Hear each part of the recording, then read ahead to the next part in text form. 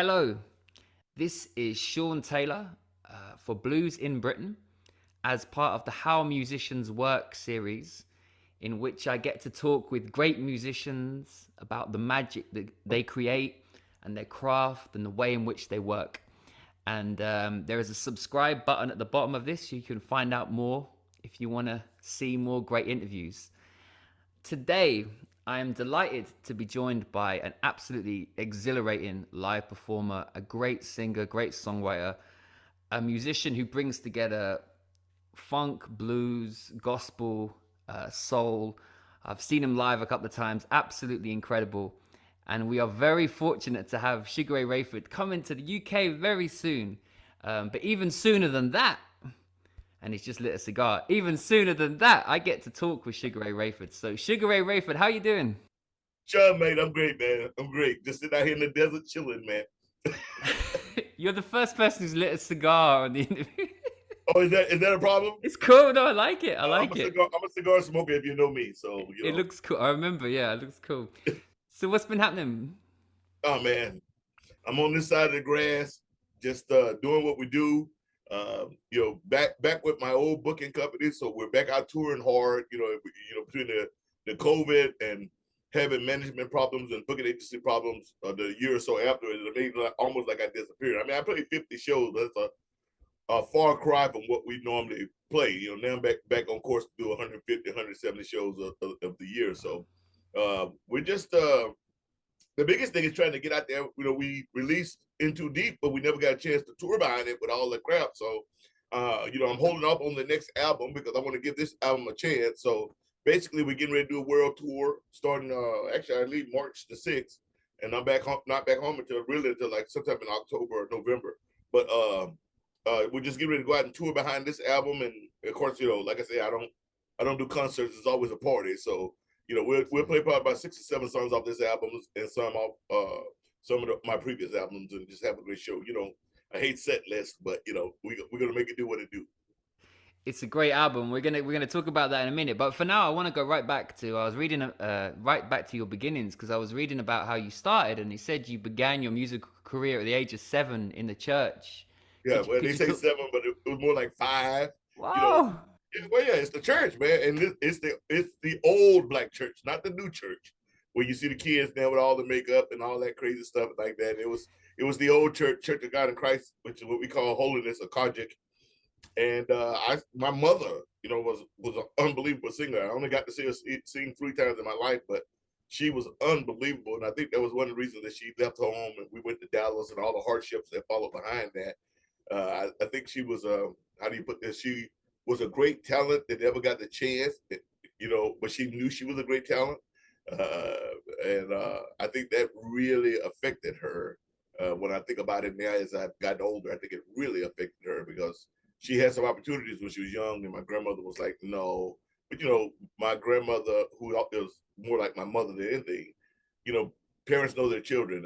For some reason, she just felt that that going on the road was a bad thing for my mother, and so my mother kind of rebelled and moved to Dallas. But it was through that, those were the first times, and even when we lived in Dallas through all that stuff, I remember going to a church with her one time, and I was always amazed to see how she could bring people to the height of joy or the depths of sorrow with just her voice. And that she used to always tell me. She used to always tell me, "Say you're not my child." And I said, "What do you mean, Mom?" Said, "You can't sing and you can't dance." And I used to be like, But yeah, my grandmother always took me to church, so I kind of gravitated toward the musicians. And I think was some of that was my mother, and started playing the drums. I mean, I was playing for just playing around there. The church was a great opportunity. If you show interest in something, they gave you a shot. Kind of mentor you.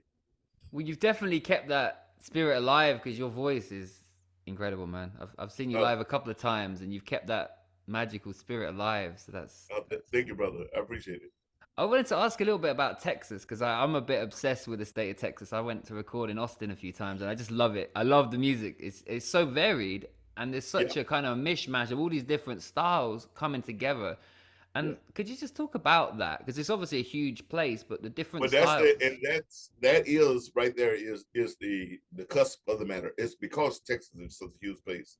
I Yeah. mean, if you out way out West Texas, you El Paso and all that around there, you're gonna get a lot of you get what we call Tejano, which is not regular Spanish music. It's Texas Spanish mixed in with Native American, Mexican, and Black, and with a bit of German. That's Tejano, Wow. And then of course always Texas was always huge with country music, always huge with gospel.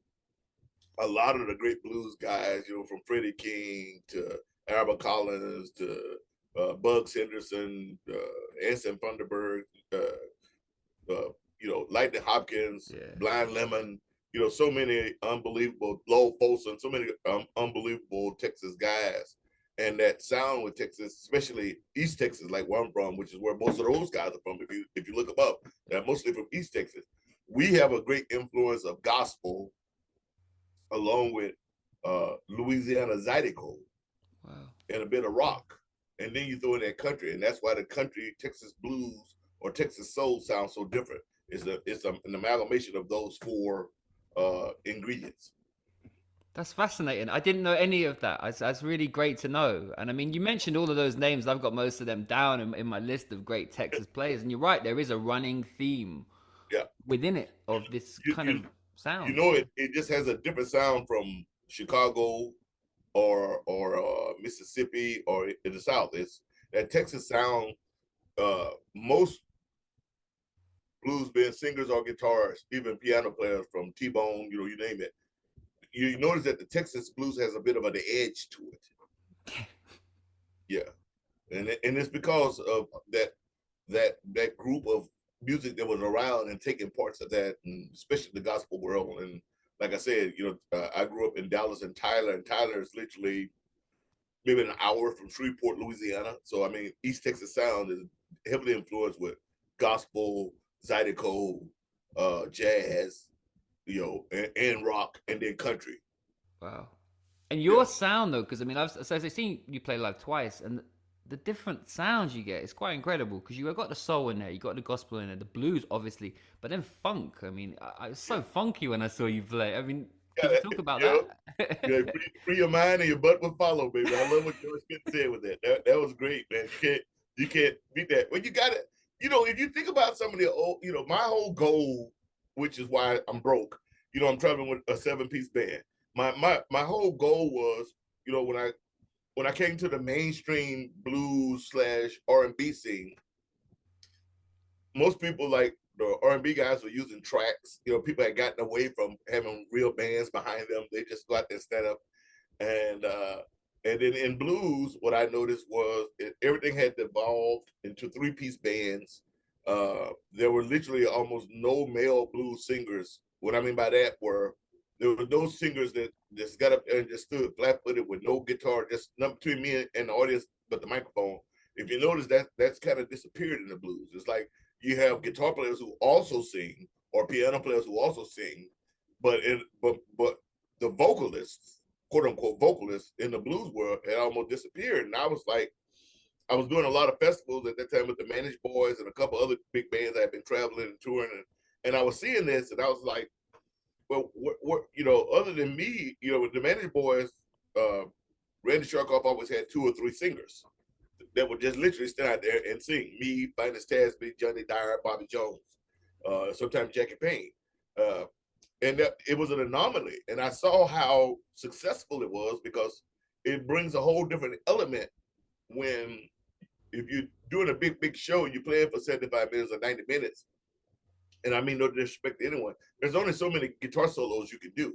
So if you have all of a sudden you have a real singer, then instead of being guitar heavy, when you wind up sprinkling guitar here and there, which Yeah. makes a bigger impact. And when I'm able to give solos, I can give a solo to my B3 player. I can give a solo to my saxophonist, to my trumpet player. That way, the entire night, you're getting different melodic sounds. I'm not just feeding you bangers and mash all night. We may turn around and give you some shepherd's pie or get real funky and get tea and crumpets. But you know what I'm saying? There's Yeah. the meal is varied, and the other thing is that it seemed like to me no one entertained it in our genre.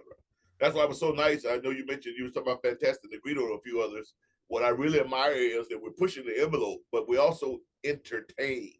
If you ever could really go back and look at some of those old Muddy Waters, Howlin' Wolf, Lowell Volson, T-Bone Walker, any of those guys, they didn't just stand there and play. They played and entertained. And I think that's been lost in the business. And I'm not talking about, I don't have the budget to go in there and have big giant pyros, or I don't even have the budget sometimes to bring my own sound guy or lighting guy. But that don't mean that you can't entertain and actually connect with the audience. That makes sense. Absolutely. And I remember the first time I saw you, I'm going to get onto that in a minute. It was in Monaghan, the Jazz and Blues Festival, Harvest Time Blues Festival in Ireland. Wow. Yeah, And that's been a while. It was great. It was great. And I remember very clearly being at the, sorry? Long Sorry. time ago. I remember being at the bar ordering a drink, and I turned around, and who was standing next to me with a mic? You. You walked right into the audience. I was like, and it was the most incredible gig, because the audience, I have to say, I found them really difficult, because they were really drinking, they were noisy, and you just raised the roof off the place, and you walked right into the audience, and it was like, I've just stayed with me. It was incredible. But the way you did that, could you tell us about how you got to that point? That's gospel. That's gospel, right? That's gospel. And the one thing that gospel teaches you, how do I put this? First of all, it teaches you about story. That makes sense, because I think a lot of singers forget to emote the story. As a singer, as a vocalist, you're a storyteller first. But you got to get the people's attention. Again, it goes back to that Texas blues and gospel thing. And that is that for most of us musicians out of Texas, almost all of us came out of the church. And what that meant was we from an area of the world where everyone can play. Everybody can sing. I know people I know people that you've never heard of, that if they grab the mic, even up to like Whitney Houston, if they grab the mic, now Whitney might have been able to do it, but I knew people that if they grabbed the mic, there was nowhere on God's green earth you were going to sing after these people. You've never heard of them. These are just people at churches that you just like. Back in days, I think about it now, and like most of these people would sing every artist under the table. It wouldn't even be a contest. So I came out of that environment where everyone could sing, everyone could play. So you had to have something extra to stand out and move. So by the time you left the church and came into regular music, you were already a pro, even if it was your first, I would say, quote unquote, professional gig or circular world. Like guys like me, I've spent 17, 18 years playing in the church with some of the biggest gospel names and on the biggest level of the church. So by the time I switched over and decided decades later that I was going to go do R&B or blues or whatever, when I walked on that stage for the first time, I remember people like, man, you see, I'm like, but I've already went through the hardest school that you can go through, which is the black church, because not only would the black people, they knew what good music sounded like, they would come up and tell you if you wasn't up to par, which is scary, but it's also good, because it also means that you knew that you need to go back and work on your craft a little bit. So all that happens. So by the time what I learned a long time ago from the church, well, the first thing I learned, I remember my choir director, Ricky Warren, choir director, B3 player, all those guys played 10-finger chords. The entire bass line was played on the foot pedals, and they would be sometimes singing and directing the choir. And I tried to explain this to people like, what? I said, I didn't realize how big of a deal it was until I got into the circular world. Most of the keyboard players I know are one-handed and, they kind of peck with that hand. I said, I didn't realize, because it was every day in the church, I didn't realize that guys didn't play 10-finger chords and sing and use the foot pedals for a bass and all this stuff, So one of the biggest things he taught me is that you never sing to the front of the room. And I used to be like, well, what do you mean? He said, whenever you're performing, you need to make sure that you reach the people in the back of the room. It's the back of the room forward. The people in the first 10, 15 rows can see you fine. You almost always going to have their attention. It's those people in the back that got a beer, talking on the cell phone, talking to their mate. If you can get them to pay attention, then you have the room and you can do almost anything you want to do. So that's where coming into the audience, when I feel that people are not really paying attention. I mean, people drinking, that's okay. None wrong with drinking and having a good time. But if I look at the back of the room and people are disengaged, then it's time for me to change the game plan. And That's where they come from. I have no problem with walking on the stage. I have no problem with stopping a show in the middle of a song. Blam, like, hey, y'all ain't giving me what I want Yeah. and what I need. And if that's the case, I've already been paid. I can go to my hotel room and sleep. If you want a DJ to come up here, we can do that. I'll stop us. I'll talk to an audience. I don't mean it nastily, but it's like, hey, you paid your money. You've driven this far. Let's go. So that's what that come from. It was incredible, that gig. Honestly, it was because it was a really difficult audience. I was in them, I was in the audience, and I was loving it, but I was getting quite frustrated myself because I wanted to hear you, and you stopped a few times and said, "You stop," but then you walked into the audience, and then you did that, and it was incredible. You did just dominate the whole room, but then you did this amazing thing. You kind of raised it up a bit, and then you brought it right down, and you did this a cappella thing. I remember, and you stood, I don't know, maybe 15, 20 feet away from the mic. And I wish I had kept the recording because I did record it. And I Huh. remember you were so far away, and this was a big venue, and your voice just like I was like, whoa! I was right at the back of the room, and the whole room could hear it. It was quite. You brought them right up, and then it was like, you brought us right Yeah. down, but then it was really special, man. Yeah. Well, once you grab the attention, now I can put on a party. Absolutely, it was incredible. It was incredible. I was gonna get to that gig in a bit because it stayed with me. It was a pretty special gig, man. Very special. Very, it blew me away. I enjoyed it. That's been a while. Monahan. That's right. That I remember that. Like I said, I remember my buddy Doug McLeod was there playing also. I think. Yeah, that's right. Because I was on Yeah. the acoustic stage with him, and he was cool. Yeah. He was really Yeah. cool. It was a great Yeah. gig, really great gig. Right, I'm gonna just ask a little bit about the last two records because I got my notes here. Um, Somebody Save Me was 2020, and Too Deep was 2022, and you worked with Eric Korn. That's right. Yes. Sorry. Yes. Eric Korn. Could you talk a little bit about how you met and that relationship? You met in Memphis, right? Is this right? Yeah, we did, which was really weird. I had just came back from a world tour, literally a world tour. I was exhausted. I flew from Europe right to Memphis for the Blues Music Awards, and my friend John Del Toro Richardson was playing at the Orpheum. He wanted me to come in. I don't know if you've ever been to the Blues Music Awards, but it's 4 days of just good Lord, you know, singing musicians, trying to show up at other people's parties. I mean, you just exhausted. I would tell people, you know, it's great fun though if you especially get around because it's we always say Memphis, but it's spread out over Memphis, Arkansas, Mississippi. People that are there for the whole week are everywhere. They go down to Mississippi. There's events that are going on that up in Arkansas, Helena, and all this stuff. So by the time I landed, I'm exhausted. I mean, I had been gone for a month and a half, playing almost every day. So I had it was always weird because I had two different blues contracts in my hand. And I'm not going to mention the name, but two pretty well known blues uh, music companies that had contracts that I was assigned to do some new blues albums with. But I had just also, I guess earlier that year or the year before, maybe, but it had been about 9, 10, 11, maybe a month, 12 months. I had just finished recording the album, The World We Live In, with the Italian royal family. And some of the guys from I think the Daptones helped them out. And I was really loving that sound, that soul R&B blues sound. It reminded me of Juddy Taylor and Bobby Bland and Otis Redding and those guys. And I was like, I remember thinking after doing that, I was like, man, I could do another just straight ahead 12-bar blues album.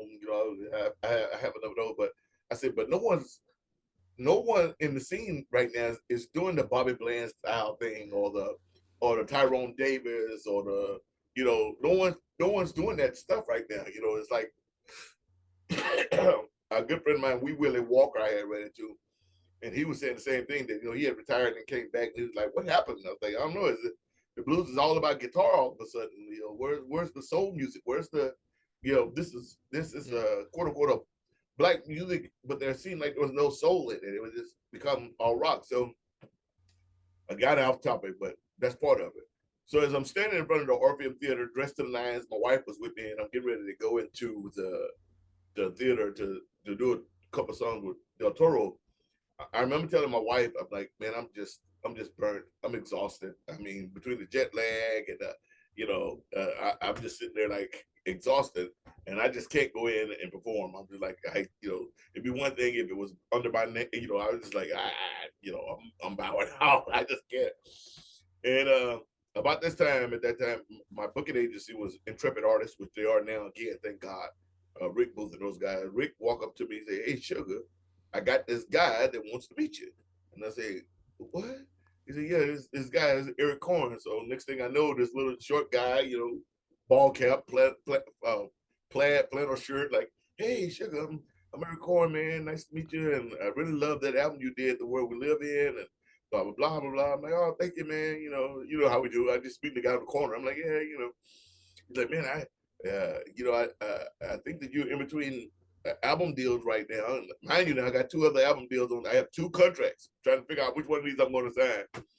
And he's like, "So I really like. I got a little record company, and I really like to talk to you uh, about doing some albums and whatnot." And I'm like, "Yeah, okay." He's like, "Well, this is what I'm like. No, no, no, man. I don't talk business." I said, "I'm exhausted." I said, "My wife is my manager." I said, "If you want to talk business, you talk to her. I don't." I said, "This is not the place to." He's like, "All right." So they went over there and talked, and I'm sitting there talking to Rick. So 48 hours later, we're back in LA, and lo and behold, Eric Corn is from LA. And probably 24 hours later, we have a meeting, and me, him, and my wife again at the time was my manager, and we sit down and we just started discussing. And I really like he got where I was trying to come from, and he understood, he got it, and I was like, "Okay, let's do this." And probably less than 3 weeks later, once the lawyers do all their stuff, I wound up signing a deal with them. And the funny thing was, the first album I didn't get to do any writing on because my schedule was so busy. I was coming in, laying down tracks. So he did the writing. I was giving some ideas and whatnot, but I was on the road. And so literally I came off the road, had like a few days rest, and then we went in and recorded the album. And I told him, I said, "I'm trusting you, man." I said, "This is only the second album that I've ever done in my life where I didn't do all the writing." I said, "Because I have a rule that I don't write, I don't sing anything I haven't lived." So, it's just my little whatever, but he understood me and the songs. And as I listened to the songs and stuff, and even took some of the ideas I had, he took those. And I was like, "This guy." And then later I found out that, he had been producing all of probably like Walter Trout's last 8 albums, and John Mayall, and then he had this really varied roster of Americana artists and rock, so he understood. He just had this innate. He wasn't just saying he understood what I was talking about. He really understood what I was talking about. And lo and behold, the album comes out, and I'm trying to tour behind it a little bit. And lo and behold, we get a Grammy nomination. But in that time, it was so weird because I got a Grammy nomination. Uh, I finally won the BB King Entertainer of the Year. My wife was diagnosed with stage 3 cancer, Oh, and then COVID hit. All that happened in like a 60, 70-day period. man. So it was just kind of like, what the hell is going on? So, but that's how Eric and I met. Wow, that is quite an amazing tale of meeting, artistic minds meeting. And Yeah. the 2 records that you made was, I'll just get my notes, is Somebody Save Me and Too Deep. And great records. I'd love to just pick out a couple of tracks that I like, particularly Okay. like. I'm going to be Okay. selfish. I always do this. On Somebody Save Me, I really love Time to Get Moving. And I Yeah, brother. really love the lyrics. I'm going to read out these lyrics because I love these. Is The mansions on the hillsides look down at homeless camps, and we're caught in the crossfire looking for the Looking exit for the ramp. exit ramp. Ah, Yeah. that could be so many cities in the world. Could you tell It, us it, about? it, That's such a great song. Could you tell it, us it about you that? know, it was you gotta remember that this was during the time which was still sort of in this right pre-Trump, the Trump era. And Eric and I had never really done I usually stay away from politics and religion. It's just been a pet peeve of mine because I believe it's one of those things that needs to be discussed over a dinner table, not in an auditorium. That's my feeling, because you have auditorium with 10,000 people, you probably got 10,000 different religions in there, and I don't want to disrespect anyone. And it's just not in my mind, the forum to have that conversation. That's more of a let's sit down across the table and talk that deal. So I've stayed away from a lot of things, but now I'm at the point in age and career where it's like, I got things that I want to say and that I need to say.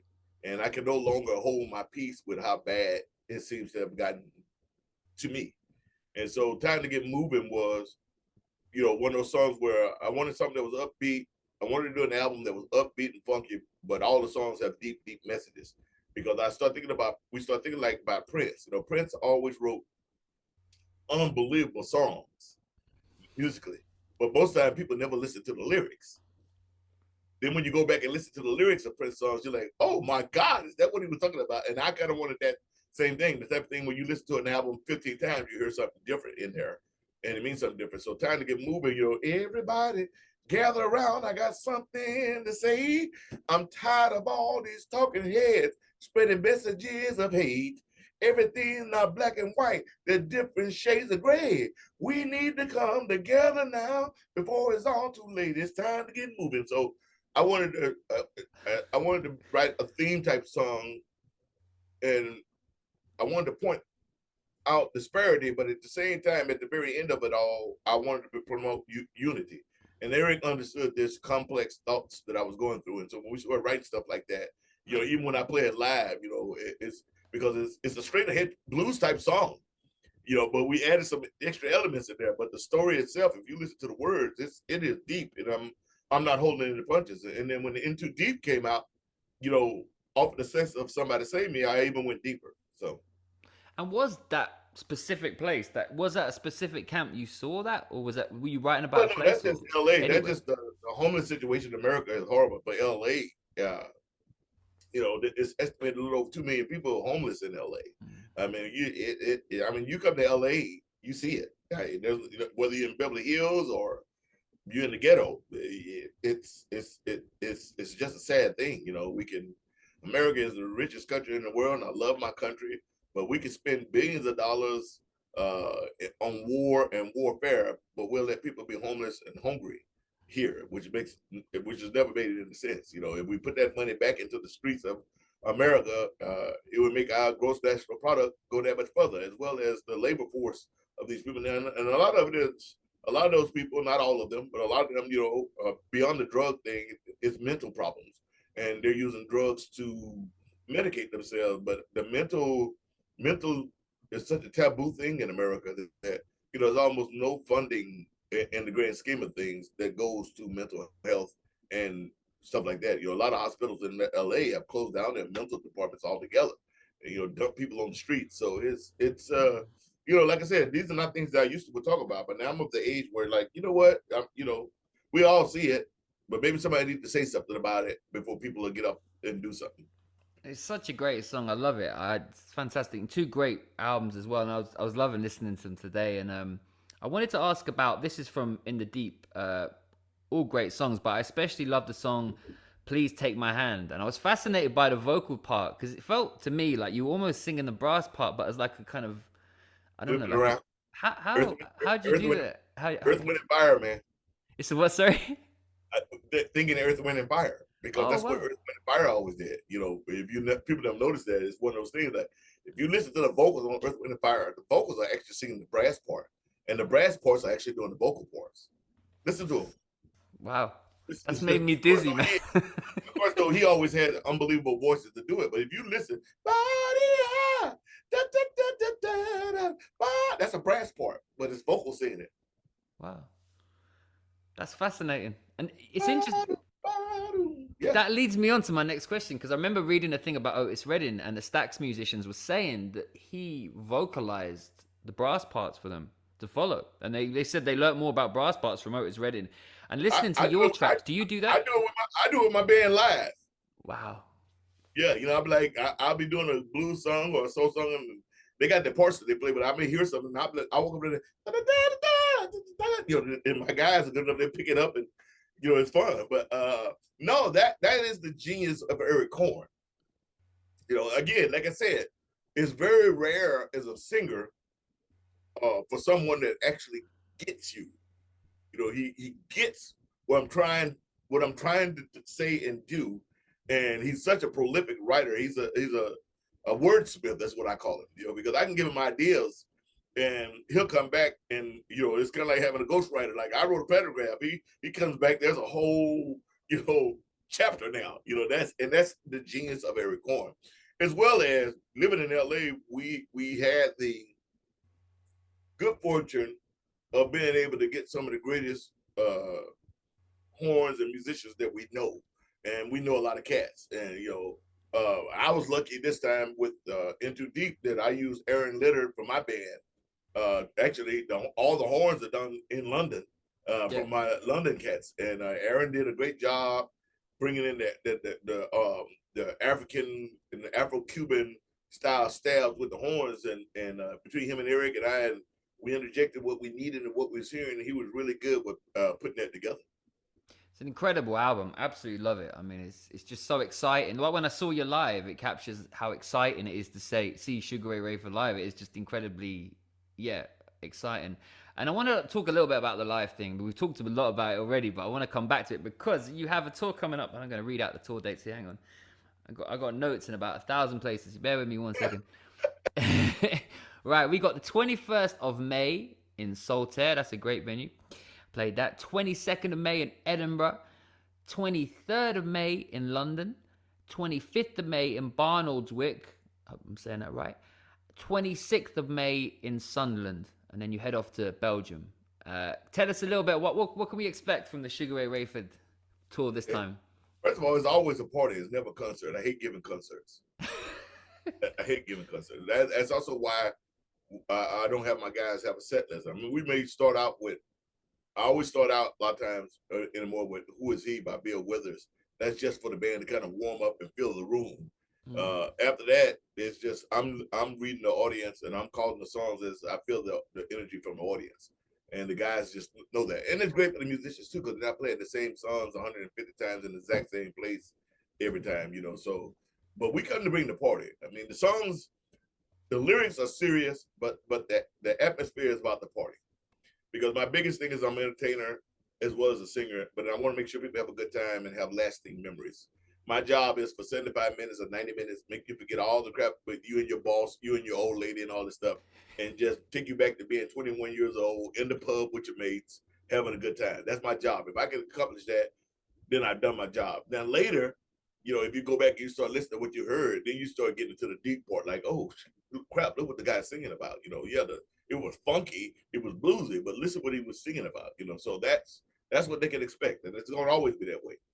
I'm an entertainer and I'm a singer, but I'm an entertainer first, and I believe it's a big deal for me that people, not even the money, it's the time, because time is more than money, whether people realize it or not. So when people will drive an hour to come see you, or put something important to them off so they can come see you, it really means something to me, and it's not lost on me. So my job is to make sure you have a good time. I've seen you twice and I had an amazing time, man. I saw you in Monaghan, and I saw you at the 100 Club in London, and Oh I was yeah, dancing away, man. Loved I, it. I was hoping to go back to the 100 Club. I was kind of shocked, with everything that went down, with the COVID, it was tough on everybody. And then the agency that I had just was not doing a good job, so I went back, like I said, back to my old agency, and we're working with Mike Hellier right there Oh in yeah, yeah. the UK. And Mike was like, "Man, do I had never played. The funny thing is, I had never played the UK until you saw me.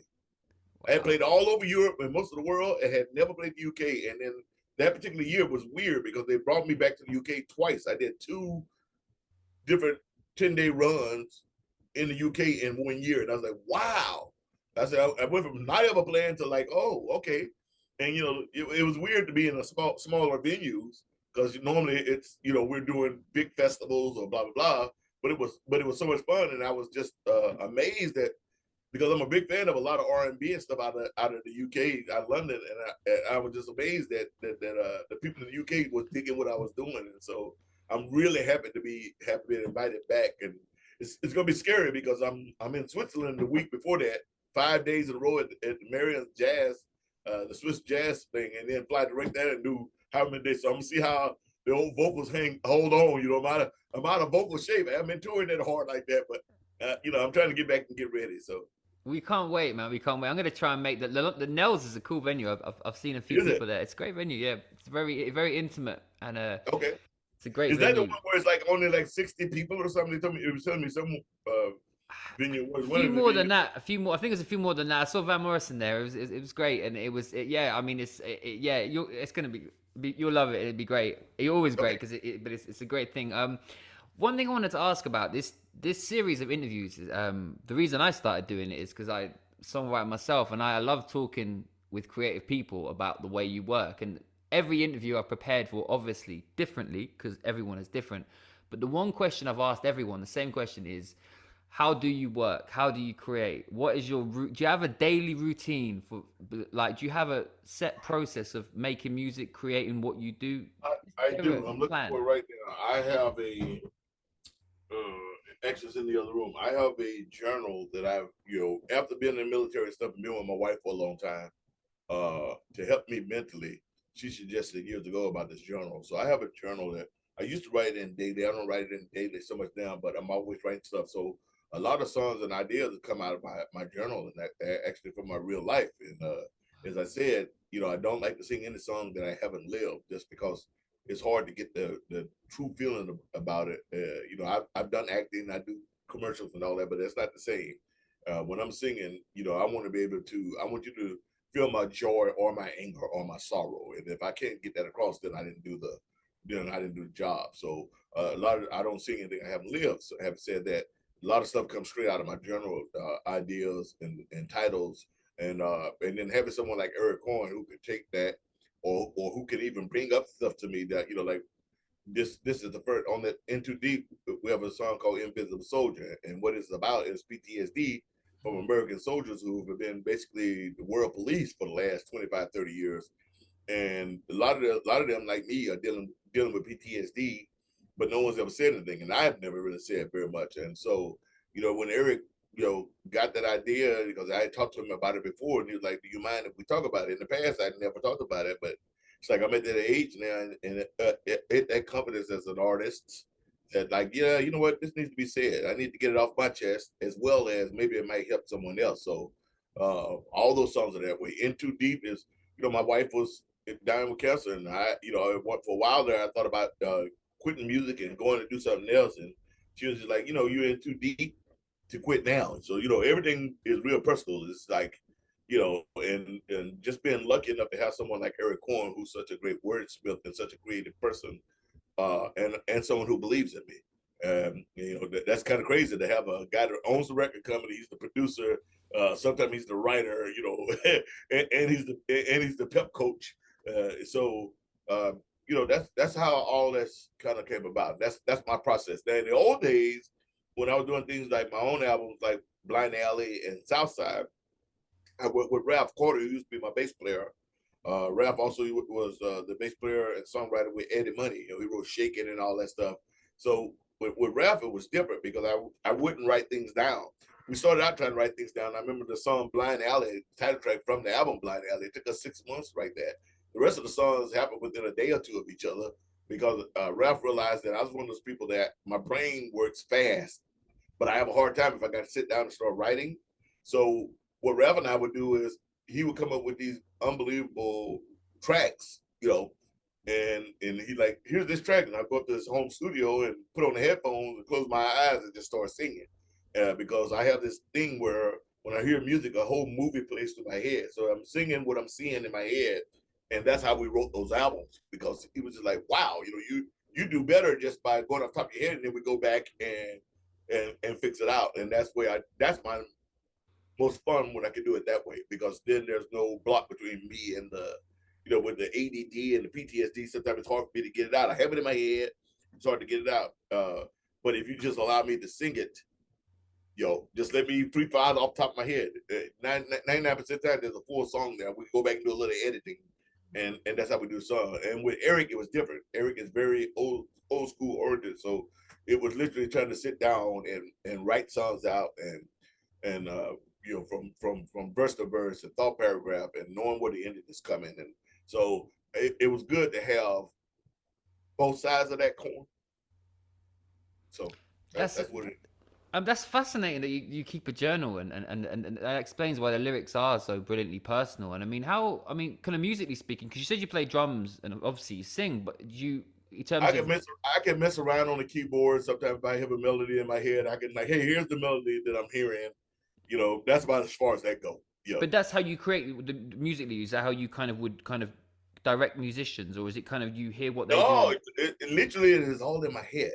Oh, And then with Eric as well as with Ralph, they were really good with just putting together tracks, just different feels. You know, they are musical professionals, and so you know, I would listen to tracks and like this is what I feel and this is what I hear and what I see on this track, you know, that sort of thing. And with Eric and with 40 Below, I've given all carte blanche to Eric. Like I trust him 100%. So you know, Eric would just say, "Hey man, I got this idea in the song," and he'll send me over with just him humming something, humming a melody yeah, with acoustic guitar, and I'll listen to that for a few days and like, this is what I'm hearing, and blah blah, blah, and we kind of do it that way, you know.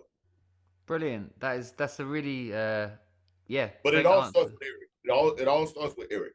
Yeah, You know, for his the 40 Below records, he's just I can't give him enough props, dude. that's beautiful. That's beautiful. Sugaray Rayford, thank you so much for your time, man. It's been a Oh, real anytime, bro. pleasure to meet you, and you're going to be touring the UK very soon, and you're going to blow our minds because you always do. Sugaray Rayford, thank you so much. Thank you, brother. I'll see y'all soon, baby. Thank you very much.